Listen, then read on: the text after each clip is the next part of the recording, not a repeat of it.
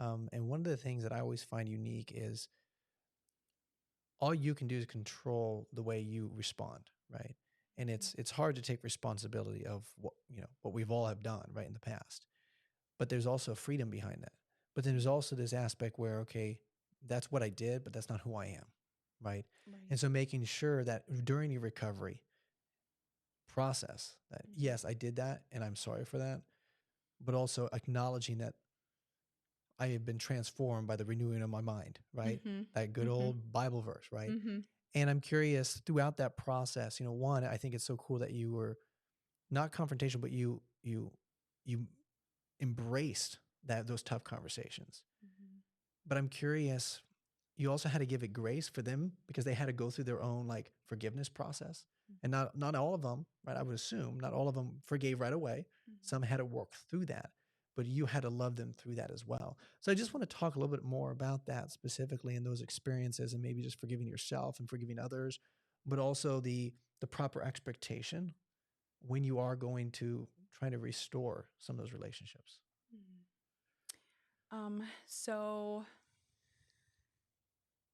when it came down to the hard conversations, and not avoiding, most of my life I avoided or ran away or, just anything I could do to not have to have hard conversations because I'm not a confrontational person.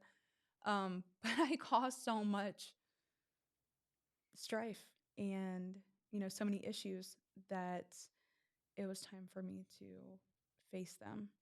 And I think that, we were talking about that, beyond the 13 months, um, when I really started diving into my healing and started looking back at things and not avoiding them and not drinking them away.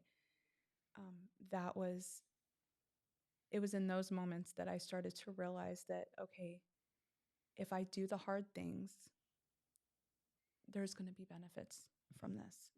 God is going to bless this if I'm obedient.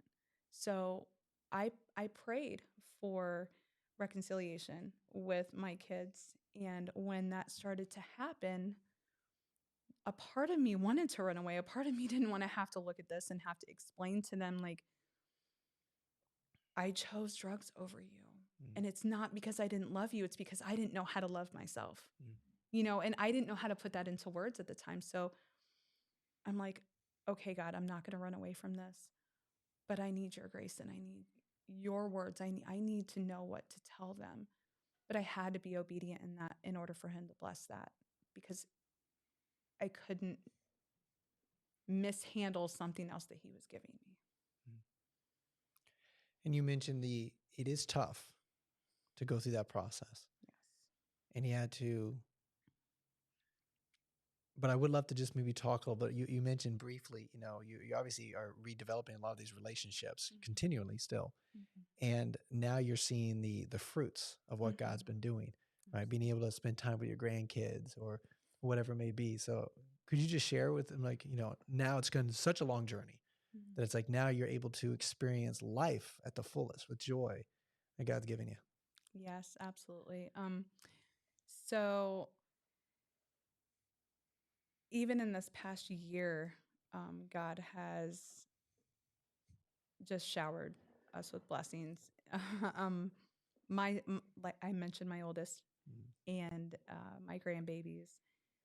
We were invited over for Christmas, and I was actually able to be in their home, with my ex-husband and his wife, and we were giving the grandbabies presents, like we were taking things out from the tree and giving it to them to unwrap and taking pictures and chatting. And without God, that wouldn't have happened. That was by his grace and by his grace only, um, it's huge.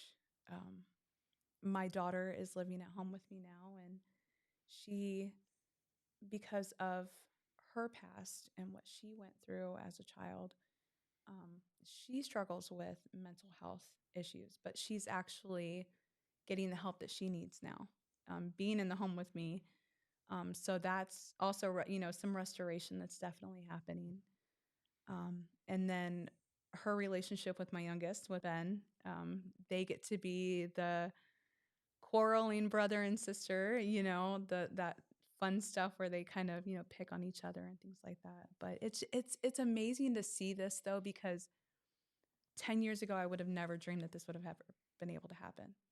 Because now I get to see my grandbabies and they're like, Grandma Jamie, and my oldest calls me mom. There for a long time, I didn't think that I would ever be able to hear that word from him and him mean it. He says, I love you, mom, and that's huge for Mm, me.